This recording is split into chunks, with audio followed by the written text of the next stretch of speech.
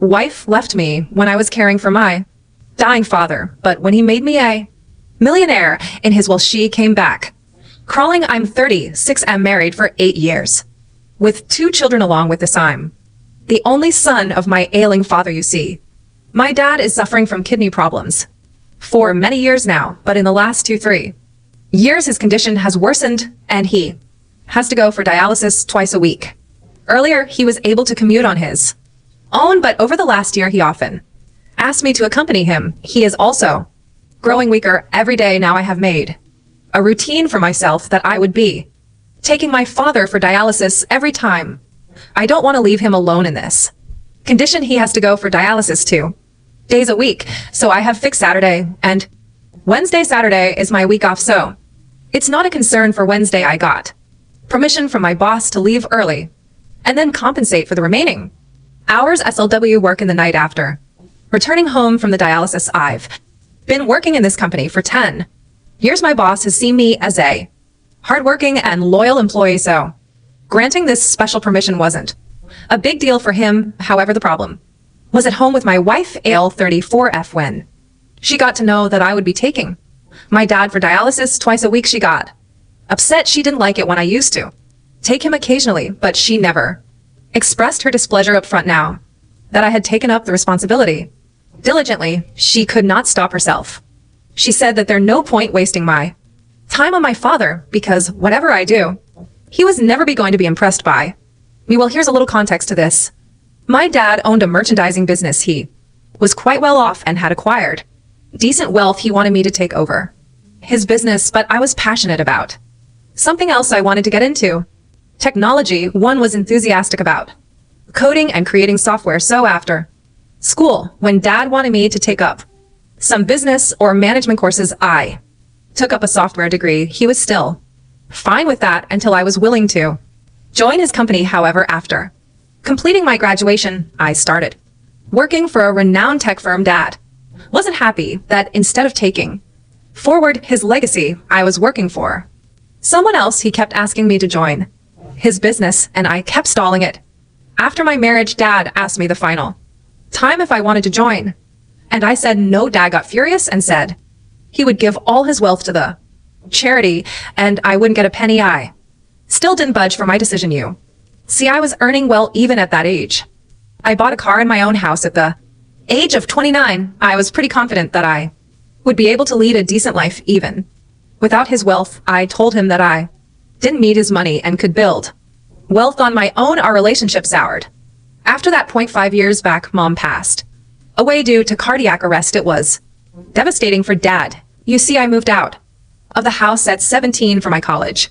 Then I got a job and I started living on my own. The only companion dad had was mom, and losing her was the most devastating thing for him. That's when our bond rejuvenated. I started visiting him often and used to take my kids to play with him. Eventually, he stepped down from his company and gave it to a trust to run. My wife, Ale, was never close to my parents until my mother was here. Ale used to avoid visiting my parents, saying that my mother was too nosy in our lives, and they didn't get along with each other. When my father announced that he would remove me from his will, Ale started openly criticizing my parents for being mean and evil. I insisted she stay away from my relationship with my parents, but she always stepped in and said it was something that was going to affect our future, especially our children's. I assured her that ours and our children's future are secure, irrespective of dad's wealth, but she was not willing to understand that. Now, coming to the current situation, Ale created a fuss when she got to know that I would be accompanying dad for dialysis twice a week. Initially, I tried to make her understand that dad had no one but me. He has lost his parents long back, though he has an elder brother. He lives in the other end of the city and rarely visits dad. Dad has become very lonely after mom's demise, and in this condition, I cannot abandon him, but my wife refuses to understand this. Of late, she had made my life miserable. Every Saturday, she comes up with some plans. Either it is hosting a party at the house, deep cleaning the house, outing with the children, or as stupid as grocery pickup. I made her understand that she can plan anything she wants on Sundays, because on Saturdays I have to take dad for dialysis, but she continues with her plans and then later rebukes me for being late or missing it. I had to rush to my dad to pick him up, then take him to the dialysis center. And after it was done, I dropped him and ran back home too. Her sarcasm and tantrums, it is not just about Saturday. She does the same for Wednesday evening. I had committed to my boss that I would compensate for the remaining work late in the evening or in the night after returning from the dialysis, but she always had a plan to trouble me. Almost every Wednesday evening she would go out either to meet her family, her long lost friends, or to attend some random party, leaving the children's responsibility to me. I had to juggle my work, cook for the children, feed the younger one, and meanwhile complete my pending tasks at my workplace. This was after a hectic day at work and at the dialysis center. I know it's getting long, but this is how miserable my condition is. Many times my dad suggested that I let him go to the center with the nurse because he sees me always in a hurry, intense, looking at my watch after dropping him home. I don't even wait for a second and rush back. Even while picking up, I ask him to be ready and come outside before I arrive. Dad has a full-time nurse and a caretaker acre to take care of him, but I still feel bad for not spending time with him. The drive from his house to the center is 30 minutes earlier. I used to enjoy chatting with him during that drive about the good old days of children, but as AAL tantrums have increased, all I'm concerned about is rushing back home. Most of the time I'm just over speeding my car in the traffic, taking shortcut lanes and overtaking other vehicles to cut down the drive time. This is the only time I get to spend with Dad, and I don't want to ruin that or stop it by asking him to go with the nurse. I too have some responsibilities as a son. I'm just not able to bear this woman any longer. Update 1. It is just getting worse. Every day my wife is not leaving any stone unturned to dissuade me from attending my father. Her point is that it is a lost deal. Dad had already removed me from his will and had given his wealth to charity, so there was no point wasting time and energy on him. I failed to understand her. Do we do everything just for profit and loss? What if someone's parents don't have any wealth or are poor? Do their children abandon them because they have nothing to offer? After listening to her tantrums for so many months, I finally told her that she was not going to inherit anything from her parents. So why does she visit them every now and then? Oh my God, she lost her SHD at this and said my parents did a lot more than your greedy father. They supported me in everything. They are not like your father who disowned you for not joining his business. My father would have never done that to me. So don't you dare compare my parents to yours. It was not just once. This type of argument is becoming a norm at my house almost every Wednesday and Saturday after I return from dialysis. Just that it is getting severe and ugly at every instance. Earlier she used to fight with me alone. Now I see her yelling and shouting at me in front of the children. Not only this, I have heard her bad-mouthing my dad in front of my children and manipulating them against me and my dad. I heard it and intervened, which again led to an ugly fight between us. Ailes' fight has become a routine for me. On the days when she doesn't fight, I feel something is missing. Only she becomes more aggressive the next day. I've almost given up on her now. I don't yell back and answer her. I just ignore her as if she doesn't exist for me. What else should I do? I cannot abandon my father just to please her. I don't care if he has kicked me out of his will. He did so because of my own decision. I refused to join his company. He was forced to give his hard-earned business to the trust. It must have been so disheartening for him. That company was a baby to my dad, and he had to donate it to someone else. He had all the right to disown me because I had hurt him. I sometimes feel that karma is biting me back because I had hurt my dad. On the other hand, Dad is becoming weaker. He is barely able to walk on his own. He needs support to step him down to the car to save time. I used to ask him to come outside and drop him outside the house, but now I don't care about being late. I go inside to carefully walk him to the car and then drop him to his bed until he settles down peacefully. He is also having shortness of breath, so I make sure to walk him as slowly as he wants. Also, while driving, I drive carefully so as not to overspeed and increases.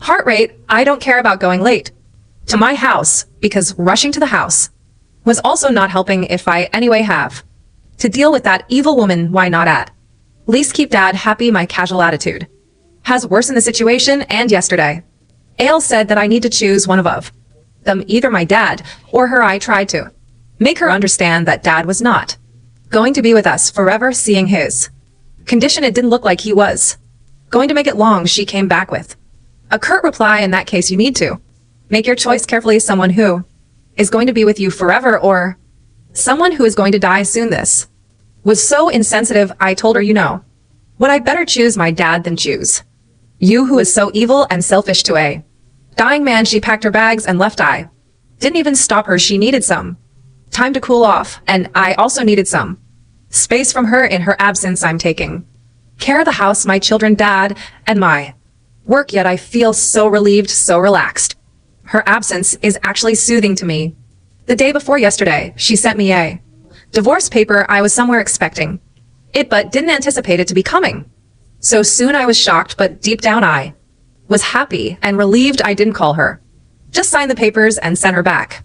Surprisingly, she didn't ask for the custody of the children. That was the only clause one was worried about, but she clearly didn't want them. When she received the paper, she called me back, yelling that how could I just sign it without calling her, and pleading with her. Funny, right? Her mom snatched the phone and shouted that I should have acted like a man and tried to pacify his wife back into the marriage instead of just signing the papers. It was so funny. Why would I do that? She wanted a divorce, and I complied. I was like, it was good for me. I got rid of her without a fuss. I also taunted her that she even abandoned her children and didn't want them. She said I could have all my assets, including my 2 children. She didn't want any of it. Her mother said Avel was still very young and she didn't want the baggage of children on her shoulders. I said, fine by me. I'm glad to have my kids with me. It is a relief for me, no doubt, but I'm worried about my children. They miss their mom, mostly the younger one. When I'm at the office, it is difficult for me to manage all the responsibility alone, but I hope I'll be able to sail through this update to it's going to be a shorter update. So I shifted to dad's house along with my children. It is a great move, I must say. Thanks to everyone for the lovely suggestion. It worked out. Moving with dad was good for all of us. Dad got the company of my children and they got their grandpa to play with. Dad had a full-time caregiver who was ready to take care of my children on a raise. Why not someone to take care of my children under my dad's supervision? The best deal, right? It is such a happy feeling to see dad playing and laughing with my children and them enjoying themselves with their grandpa. Ale didn't think this to be coming. She wanted to make my life miserable by divorcing me. She thought I would not be able to juggle all the responsibilities together, taking care of the children, my dad house, and work. But you see, all is set perfectly. I'm definitely having a last laugh. The divorce was the best thing ever. LOL. Update 3. It's a sad news. Dad passed away last week in his sleep. He went to bed happy and content after playing with my children and never woke up again. The doctor said he died peacefully. The doctor, his nurse, and even his caregiver said dad was happy after I moved in with him, and it actually increased his lifespan to these many months. He was already on the verge of giving up before I moved in. It is very sad to lose your only parent, but I'm glad that he got to spend the last few months of his life happily. My children are also very sad to lose him, but dad has imparted good values to them. They say that grandpa used to teach them to accept reality and move on. Life never stops for anyone. I feel so proud to hear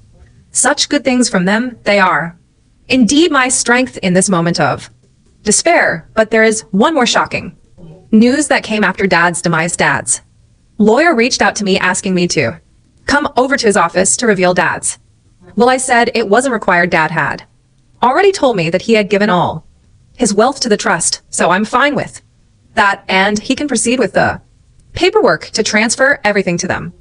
I asked him if I needed to vacate dad's house because I was guessing that also was given to the charity trust. He laughed at me and asked me to just come over. When I went there, I found the trust members were already present. The lawyer had called them as well when the lawyer started reading the will. I was in tears. Dad has actually willed me as heir all. His business, his house, his wealth was. For me, I asked the lawyer if this change was made recently. I thought he made this change after I started taking care of him. The lawyer smiled and said I was always his heir and the will was never altered. I was inconsolably crying that my dad never abandoned me. Maybe he threatened to disown me so that I could take forward his business and his legacy. I was still crying when Dad's attorney pacified me. I said it kills me from inside that I hurt my dad all his life. But he always cared for me. The lawyer said that Dad was actually very proud that I didn't give up on my passion under his pressure and that I was happy to lose my generational wealth to pursue my passion. Dad was very proud of me. The lawyer said that I'm the decision maker of the business, and if I want, I can take the company back from the trust and run it myself. I'm thinking of doing that. I did whatever I wanted to do. Dad indirectly supported me. Now it was my time to pay him back. I'm thinking of taking it back from the trust and scaling it to the level Dad wanted his business to fly. I came back home and told my children about their grandpas. Well, he has given some portion of his wealth to my children as well. After they turn 18 today, we went to his grave with some flowers and spent some time in serenity. It is a very emotional phase. For me, update 40, you know, the ants came back running on seeing the sugar candy. A month later to Dad's demise, I started taking over his business and other community service work. First of all, I quit my job and took over the business. Then I rented my house because my children and I decided to live at my parents' house. They feel connected to their grandpa in this house. This house has my childhood memories. So I also don't want to leave it with this news that I had inherited my father's million dual wealth. I got many visitors at my house, long lost relatives, friends, and neighbors. But the most surprising visitor was my ex-wife, Ale, and her parents. They entered the house sobbing that they didn't know about my father's demise, or else they would have attended the funeral. Her parents went on to say all good things about my dad. Ale hugged the children and cried about how much she missed them. I asked her if she missed them so much and why didn't she visit them in the last 78 months. She said she went to our house, but it was locked. What a BS. I was like, weren't you worried about your children when you saw the house was locked? Didn't you feel it necessary to contact me and check if the kids were fine? She had no answer. Her parents were like, let's forget whatever has happened in the past. Now that my father was gone, the children would be left alone in the house when I was at work. They need a mother, so it was better that we reconcile. I laughed at their face at this suggestion. The children needed her the most when she left them to me. Now the children have gotten used to her absence and I don't want her back in my life. She started crying. Her parents left us alone. She held my hands and pleaded with me for reconciliation. She said she loved me and missed being with the children. I laughed and said, you know what, you don't love me, you love the wealth my dad left to me. You and your greedy parents are here on my door just to leech on my money. I don't regret using those words for her parents because that's what they are. She also called my dad greedy and mean during our divorce. There was no way I was letting this woman have a penny for my dad's hard-earned money. She got offended that I had abused her parents, she said, until now she was pleading with me because she loved me, but now she would take what is rightfully hers. She didn't demand any Elani for the divorce, but now she needs half of my wealth, rather half of my dad's wealth. I told her she could do whatever she wanted. I'll destroy her, but not give a penny. She abused me and left. I discussed this with my lawyer about this possibility. He said that her chances were slim. The divorce had settled a year before I got the inheritance. Besides, the children were with me, so there was no way she could get anything. But he also asked me to be careful about letting her spend time with the children. She could manipulate them and file for their custody and then later use them to demand money for their maintenance and all that. I couldn't be more thankful to him for this advice. I'm going to supervise their meeting. I'm also spending a lot of time with the kids these days to help them cope with the loss so that they don't run to They're mommy for emotional support. I've undertaken my dad's company, so it gives me a lot of flexibility to manage my well-being and personal life. I'm planning to take the kids on a vacation in the Bahamas. Yeah, why not? They deserve this lavish vacation. No, it's about overspending my dad's wealth. I could have also afforded it, but I didn't have the time earlier juggling work and taking care of dad. Now that I want to take them out. As far as AL is concerned, she hasn't contacted me since their last visit. I think she is busy knocking on every lawyer's office to file a suit against me.